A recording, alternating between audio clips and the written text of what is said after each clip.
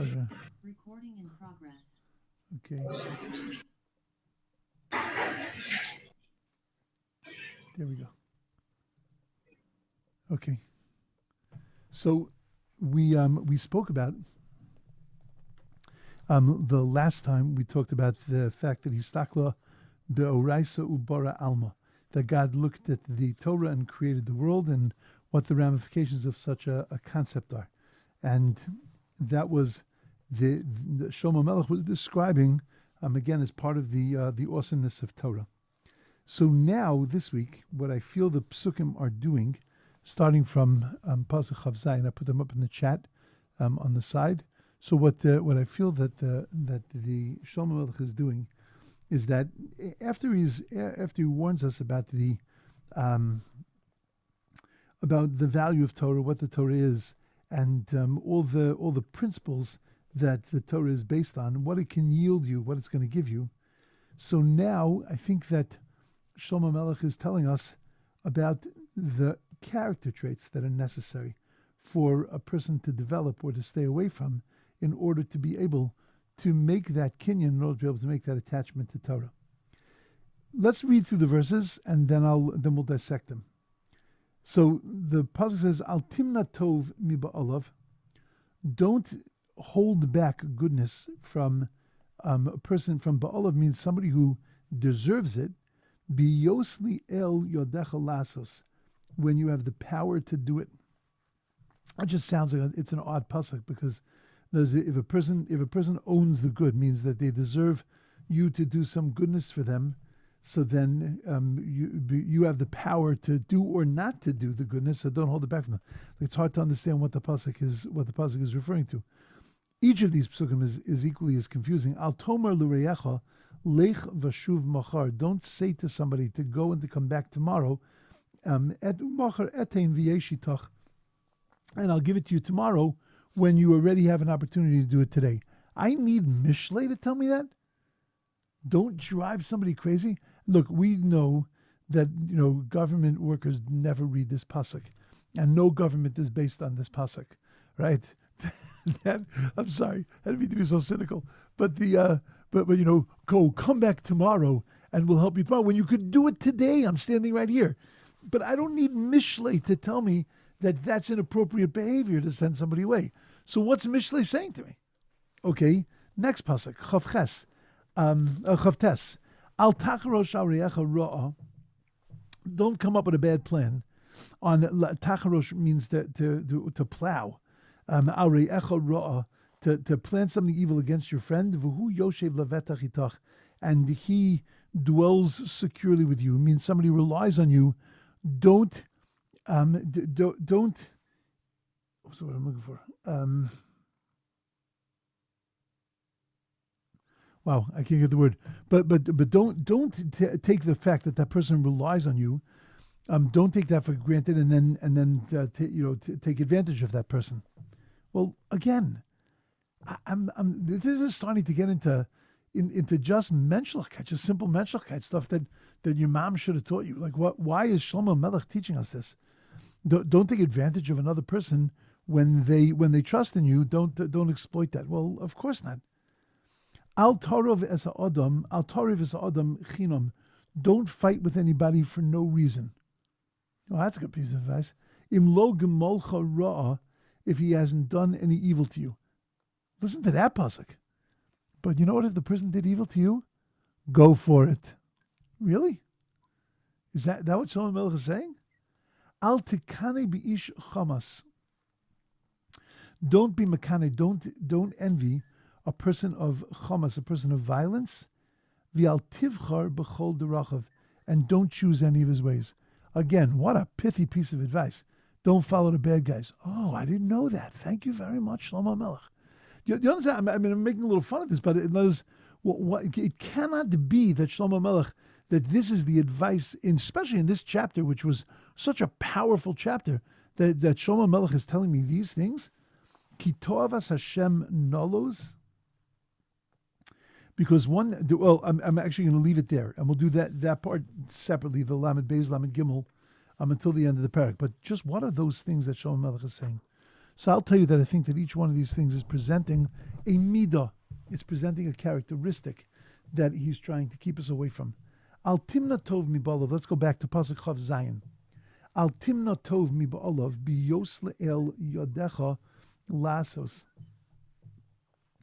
That what he's saying is that don't withhold good from somebody who's the rightful recipient, which means somebody who deserves it when you have the power to do it. Shlomo Hamelech is saying is something that many people will fall into, that we see it in Pirkei Avos also, that we have to develop an ayin tova rather and stay away from an ayin ra'ah. An ayin ra'ah is to fagin somebody. That you can help, you can do something for the person, and the person really sort of deserves it, but you come up with some reason not to give that person, to ignore the person, to turn a blind eye. Now you might think that that's something that every person should know as a child. You're right, we should know this, but it is a great temptation to live with an ayin ra'ah, not to develop an ayin tova. And therefore, what Shlomo Hamelech is saying is that you're not going to be successful in the Torah that you're trying to acquire and the spiritual level that you're trying to achieve if you cannot develop an ayin tova, if you cannot develop this good eye. That you might think that all the other things that we spoke about, somebody holds on to Torah and really involved in Torah, and that Torah is going to protect you and it's going to guard your ways and it's going to make sure you're not going to falter. All that's true, but it ain't going to do garnished if you're not a mensch. And the first step in menschlichkeit is that you have to have an ayin tova. You have to have a benevolent eye for people. You have to have an open eye to people, because if you don't have that, if you don't have the right kind of middos, you don't have the right kind of structure in your character, so then you can forget it. It's such an amazing thing that we think that when we say that a person has to develop themselves spiritually, it's all about spirituality, it's all about davening, it's all about learning, it's all about giving tzedakah, about doing mitzvahs, and it is, but it has to be put inside of a bed, inside of a casing of this menschlichkeit, of an ayin tova and not an ayin ra'ah.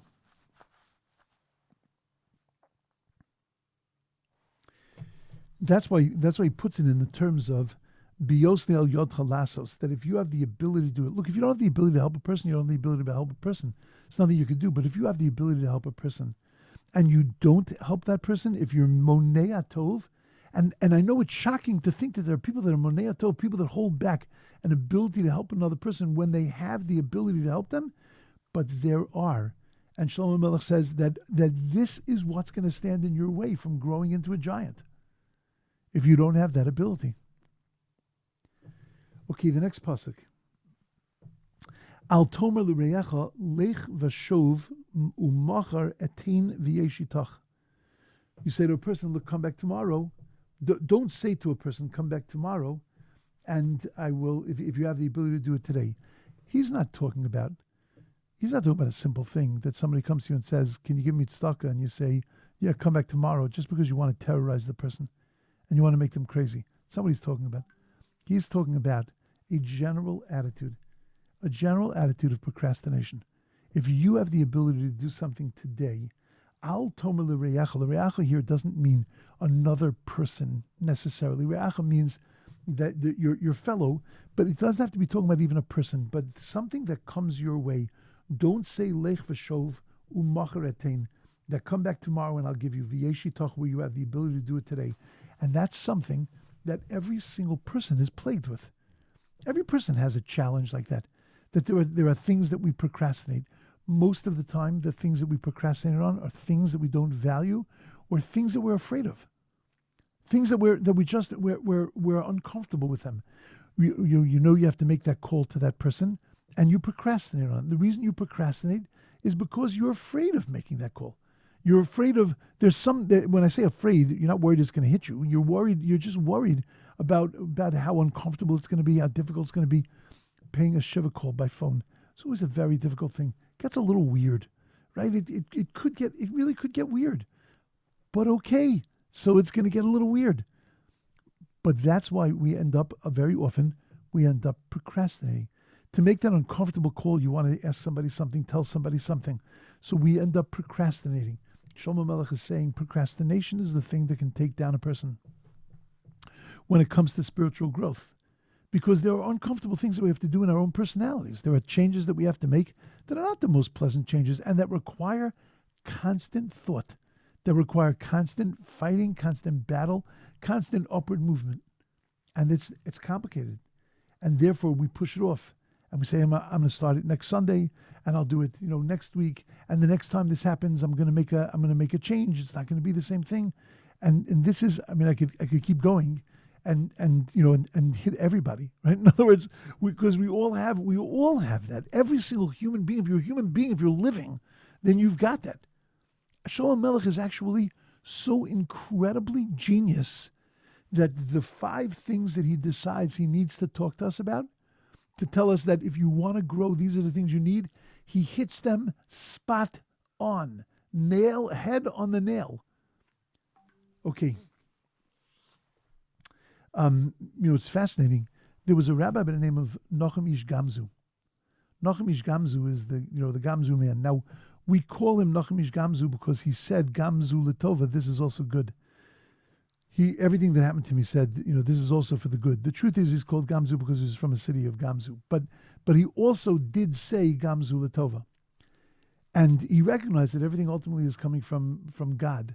And he was able to see that in everything that he did. And he was able to see even uncomfortable, difficult things. That was Gamzu Latova. Even that was for good. The Talmud says that he eventually ended up losing his hands and his legs. And he was in a bed the legs of the bed were planted inside of pots that had water so that the ants and bugs wouldn't crawl up the legs of the bed because he had no way to defend himself against them because he didn't have the use of his hands and his legs. And what's the reason that he didn't have hands and legs, that he didn't have the use of his hands and legs?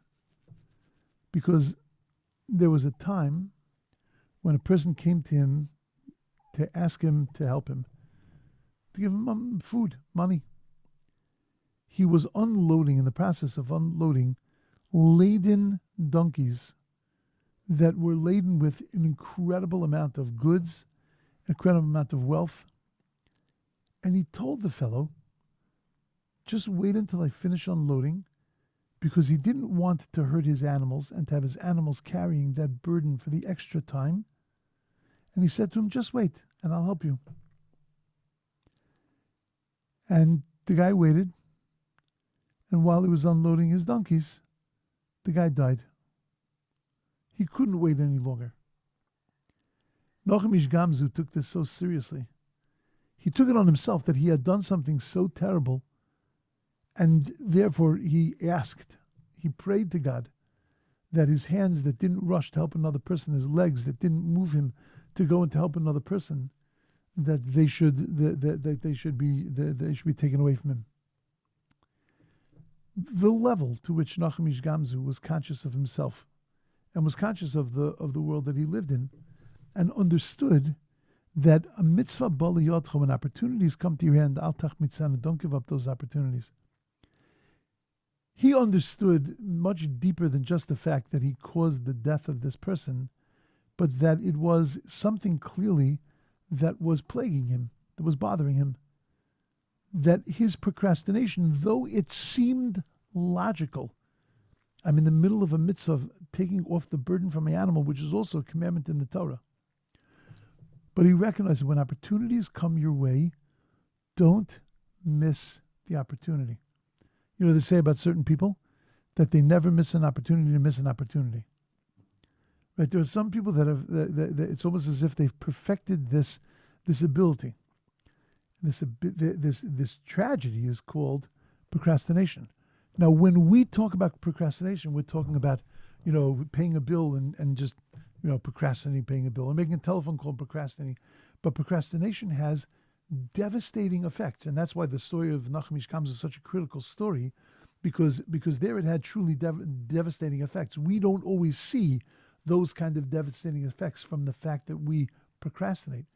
what Shlomo Hamelech wants us to understand is, and he puts it in this section of the growth in Torah, that your entire growth requires speed and alacrity. It requires us to jump on things and look at open windows and to be able to grab on open windows. And that as soon as there is an opportunity, to jump on that opportunity. And when we don't, so then we can miss important sections of our lives. So that was number 2 that Shlomo Hamelech talked about. Number 3, al tachrosh al reacha ra'ah. Don't devise or plow, like we said, evil against your fellow. V'hu yoshev lavetach itach, and he is relying on you. What midah do you think is being talked about there? It seems almost like when the Torah tells us, don't put a stumbling block in front of a blind man. That seems like obvious, and what disgusting person would stick their foot out as a blind man walks by and let a blind man fall on his face? So we understand that it's not talking about putting your foot out for a blind man who literally has no eyes, but it's talking about not tripping up a person who's blind in a certain matter. Don't give bad advice. Don't exploit a person who's not aware, who doesn't understand. A person who's not savvy to a particular thing. Don't take advantage of them. I'll tell you what I think he's saying here. I think what it's saying here is that loyalty is an important thing. A person puts their trust in you. A person relies on you. Don't exploit that. Don't take advantage of that and put the person in harm's way because they're trusting you, or do something that takes advantage of that person. But it's not just because it's a disgusting thing to do, but because it's lacking loyalty.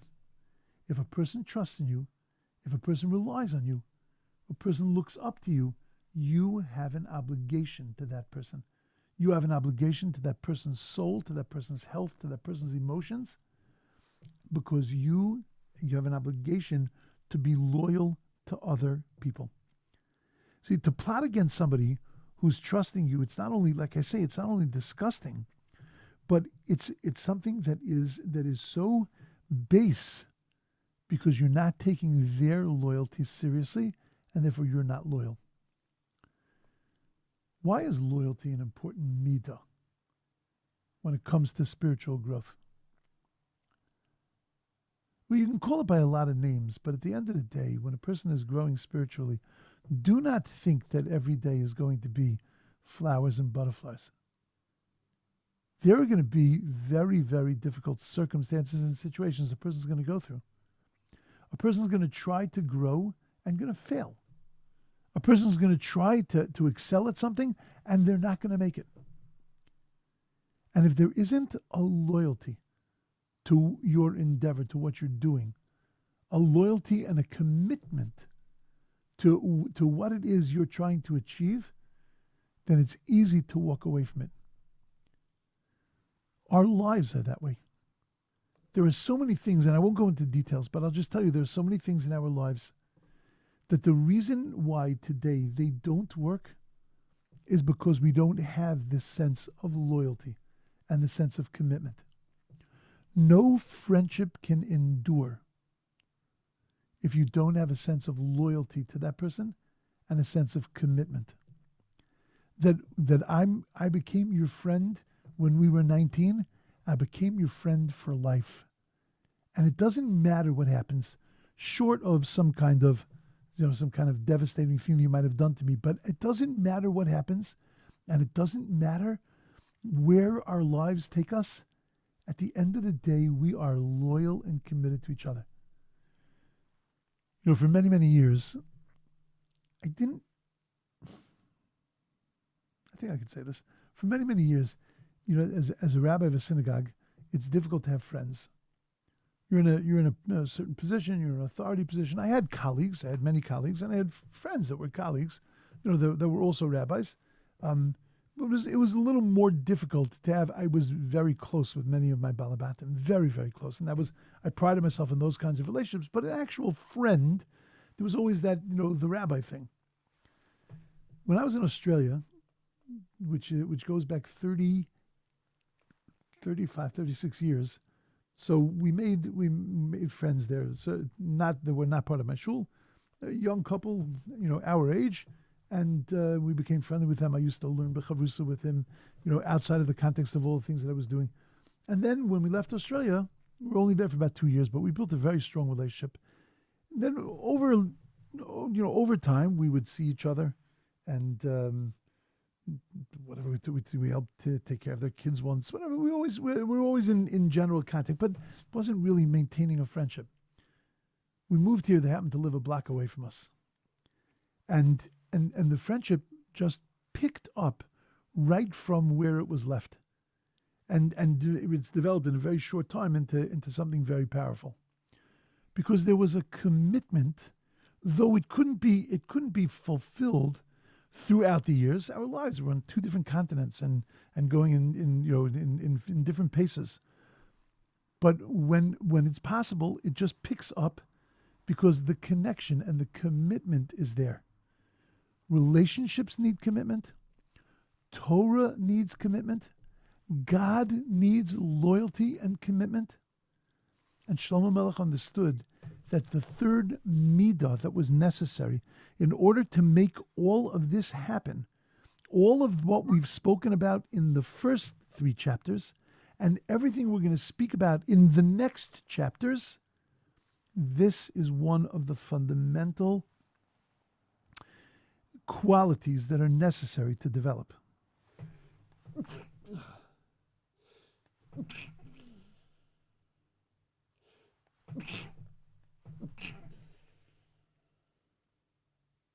Excuse me. Okay, Pasuk Lamed, verse 30. Al toriv im Adam chinam im lo gemalcha ra'ah. Don't fight with another person without cause if he has done you no evil. The implication being that if he's done you evil, then you can fight with him. Well, you can't fight with him, but you can certainly talk to him. That's not called sinas chinam. Somebody does something to you and hurts you. That's not called unjustified hatred. Unjustified hatred is when you commit yourself to stay angry at another person. That's unjustified hatred. But to feel that feeling, that's perfectly fine. To be upset when somebody does something wrong to you. The Torah even builds that in. We've spoken about this. The Torah builds that into our system, and that's called hocheach tochiach samisecha. It is a biblical commandment, one of the 613 commandments, to tell somebody that they've hurt you, to tell somebody that there's something wrong. Taking nekama, taking revenge, bearing a grudge, that we're not allowed to do. And that's what Shlomo Hamelech is telling us. The next midah, the next characteristic is that a person has to have the ability to be able of not holding something against another person for nothing if they haven't done anything wrong, which means the opposite, that you have to have the ability to be able to verbalize, to talk about, to be able to express yourself, and to be able to communicate. Torah growth is not just about doing, but it's about experiencing. It's about feeling. You have to be able to be in touch with those emotions and to be able to speak about them. Relationships. No relationship can flourish if there is no ability to be able to communicate. That's Shlomo Hamelech's next step. Pasuk Lamed Aleph. Al tikane bi'ish chamas. That don't envy a person of violence. V'al tivchar b'chol derachav, and don't choose any of his ways. What Shlomo Hamelech is telling us is that you have to learn from every person. Ezu chacham alemin b'chol adam. But you have to be careful who the people are that you model yourself after. And that modeling behavior is a critical way of growing. It is a critical midah to be a student of life, to be a student of the world, to be able to look at things. But it is also critical to know what are the right things and who are the right people to look after and to model ourselves after, and to use as our examples and to use as our teachers. And if a person doesn't have that ability to be able to discern what's good and what's really good, the ability to be able to discern who is worthy of following and not worthy of following, so then growth, which Shlomo Hamelech is dealing with, becomes difficult. Okay, now he changes the tone. He wants us to see after he described these middos, these outlooks that we need in order to be able to successfully grow. So now he wants to show us the foil. Let me show you a couple of great people and their opposite, so that you can understand what you need to be shooting for. Pasuk Lamed Beis 32. Ki tovas Hashem noles, because somebody who is noles, somebody who deviates, is considered an abomination. Ves yesharim sodo, and those that are upright, those that are straight, that's sodo, that's his foundation. What's Shlomo Hamelech telling us? He's telling us that it's so easy to be crooked in life. Oh, I'm sorry. What does crooked mean? Crooked doesn't mean dishonest. Crooked doesn't mean a thief. Crooked means that you're going like a snake. If you remember, I once gave a beautiful shiur about snakes and sticks, and that a snake slithers through life. Snake started us out in the Garden of Eden. It appeared again in Yosef's pit. The snake appeared again when Moshe threw his stick to the ground. The snake appears again before we enter the land of Israel. The snake and the stick, as we had complained against God and we died in the plague, and God sent a snake and a stick for us to look at to heal ourselves. And the middle of the Torah, the middle letter of the Torah, is a vav that is written elongated. It's written long, big, fat. It's a long vav. It's in the word gochain, which is talking about a snake. So when it talks about snakes, in the middle letter of the Torah, that you could pull that letter and the Torah will fall on either side. Right? In other words, that's the middle, the fulcrum of the Torah is the vav of gochain. Because what's a snake? A snake is when you do the things you want to do, when you follow your own intuitions, your own feelings. What's a vav, a hook? Is when you attach yourself to Hashem, when you go the straight path.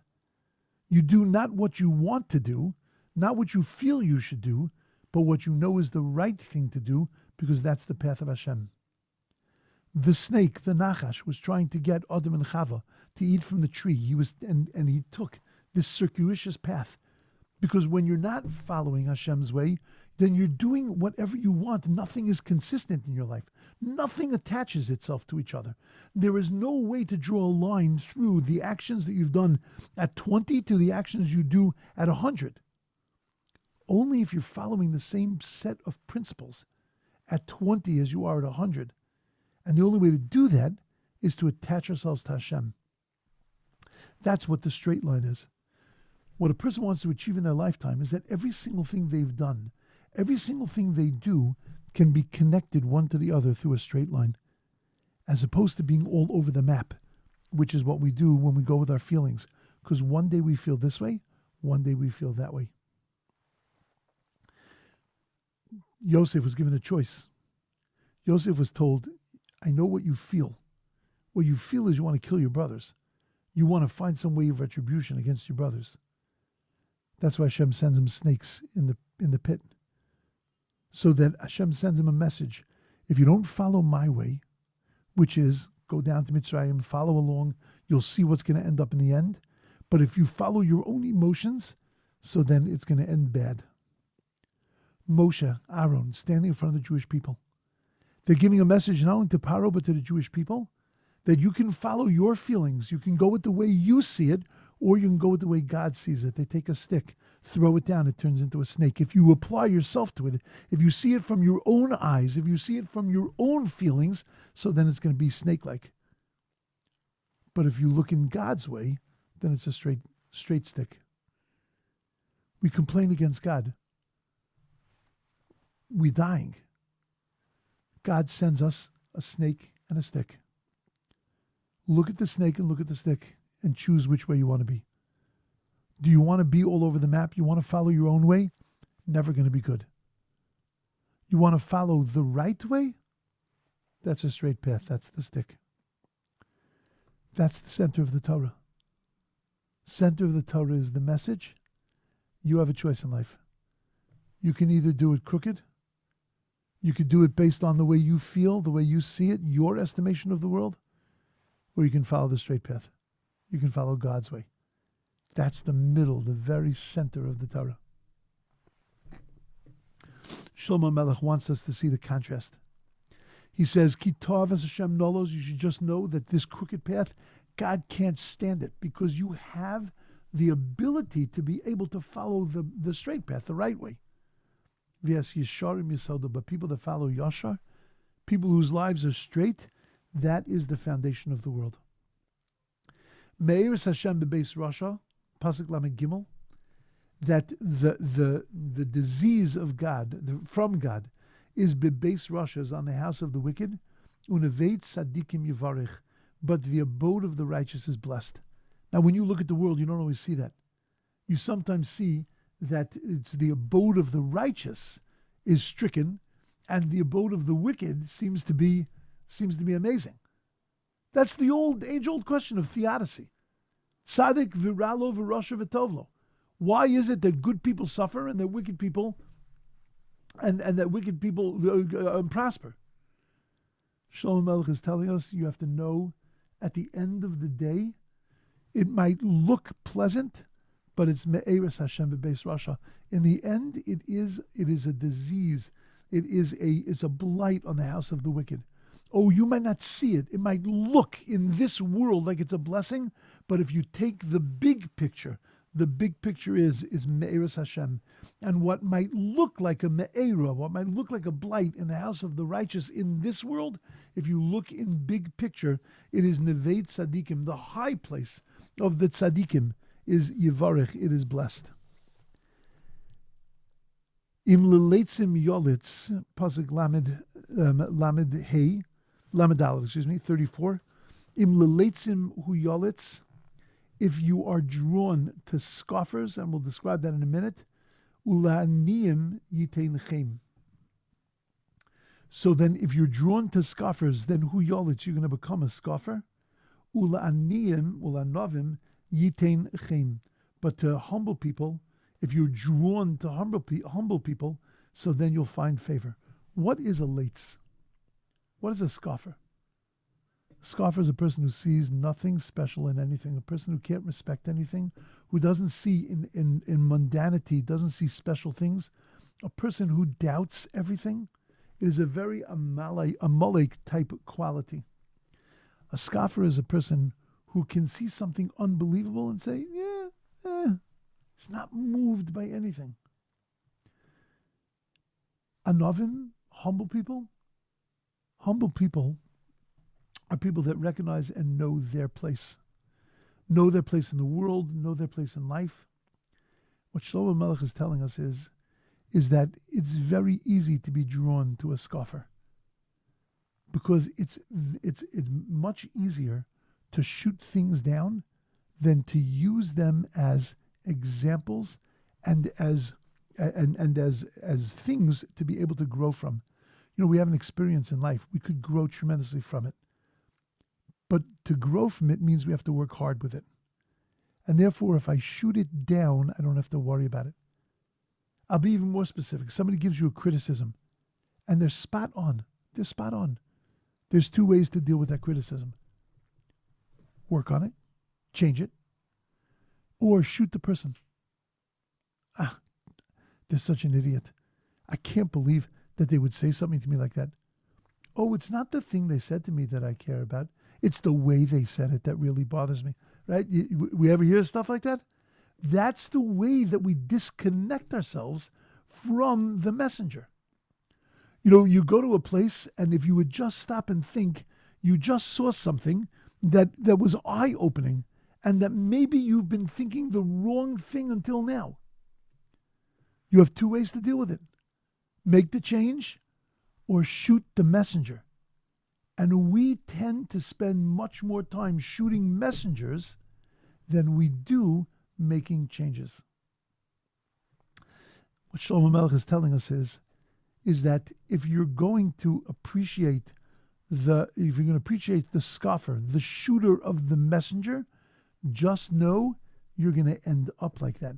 We are influenced by the things around us. And in the same way, la'anovim, if we gravitate to humble people, to people that are willing to listen to the messages, so then yitein chen, then we're going to find favor. And then finally, Shlomo Hamelech tells us, kavod chachamim yinchalu, uchsilim meirim kolim. The wise inherit honor, but fools generate disgrace. Just understand that it's much more attractive to get drawn to fools. It's much easier to get drawn to fools, but in the end, meirim kolim, they're going to generate disgrace. The chachamim, who sometimes look like they are disgraced, people treat them in a very disgraceful kind of way, but understand, in the world where things really matter, kavod chachamim yinchalu. The ones who really inherit honor, those are the wise. Those are the chachamim, those are the upright, those are the good people. It might not always look it. It might look like they're disadvantaged, that they're second-class citizens, but at the end of the day, in the world, it really matters. In the olam ha'emes, we live in the olam ha'sheker. We live in a world of lies, in a world of fantasy. Olam haba, the next world, that's the olam ha'emes. That's the world of truth. And understand that what's on the bottom here is on the top over there, and what's on the top over here is on the bottom over there. And if you get that straight, then making all the decisions that you need to make in order to be able to accomplish every message that we spoke about in this chapter, so then you will have the strength to be able to do that. There was once a rabbi, Talmud says that his son had a near-death experience. And he came back, and he said to his son, "What did you see?" And he said, "I saw a world that was upside down." He said, "Why was it upside down?" He said, "I saw the people in this world who were the big shots, who put us down, they were on the bottom. And I saw the people in this world who were put down, they were on the top." And he said to him, "You didn't see an Olam HaSheker." He says, "You didn't see an Olam HaHafuch. You didn't see an upside down world. You saw the Olam HaEmes." We see things upside down, but that's not the way they really are. Shlomo Hamelech wants us to understand at the very last words of this chapter that if we're going to recognize Eitz Chaim Machazikim Bo, if we're going to recognize that God looked into the world and created the Torah and all of the things and the principles and the amazing ideas that we had in this chapter, the only way we're going to realize them is if our eyes are set straight. If we see the truth for what it is, we see goodness for what it is, we see honesty for what it is, we see emes for what it is. If we can do that, if kavod chachamim yinchalu, if we can recognize that the real honor in this world comes to the people who seek out wisdom, so then we're going to be okay. But uchsilim, and if we understand that a fool, though it looks attractive foolishness, meirim kolon, so then we'll be able to stay away from it. We'll be able to attach ourselves to the right things, to the good things, and we'll be able to grow in the way that HaKadosh Baruch Hu expects us to grow. Okay, my thoughts. I think if you put this whole chapter together, it is actually a stunning chapter. I began the chapter without seeing all of these patterns. And as I learned through it and studied through it, I started to see these sections and patterns, and it really is a magnificent parak. Okay, next week, Yirtzeh Hashem, Parak Daled. We'll start with chapter 4, which seems to be repeating a concept, Shimu Banim Musar Av. Shma B'ni Musar Avichem. We learned that already. So this seems to be a repetition. We'll see that it's not a repetition at all. But if you look at pasuk beis, if you have the pasuk in front of you, you'll see, and there's a few of them in here, but you'll see again a pasuk that we know. Ki lekach tov nasati lochem torasi al tazovu. When we put away the Torah, that's right before the words eitz chaim hila machazikim ba v'samcheo meushar. Ki lekach tov nasati lochem, and then we go eitz chaim. They usually put together. So that pasuk, what it's doing here in this context, and not next to eitz chaim will also be important to see. Okay, we'll stop here. Time flies when you're having fun. Thank you very much. If anybody again wants to hear the shir on Masar B'Teves, I sent the link, and if you don't have the link, then just go to the YouTube channel, and on the YouTube channel you'll be able to find the shir. Okay. Thank you very much, Rabbi. Have a wonderful day, everyone. See you next week in Mitzvah. Have a wonderful day. Thank you.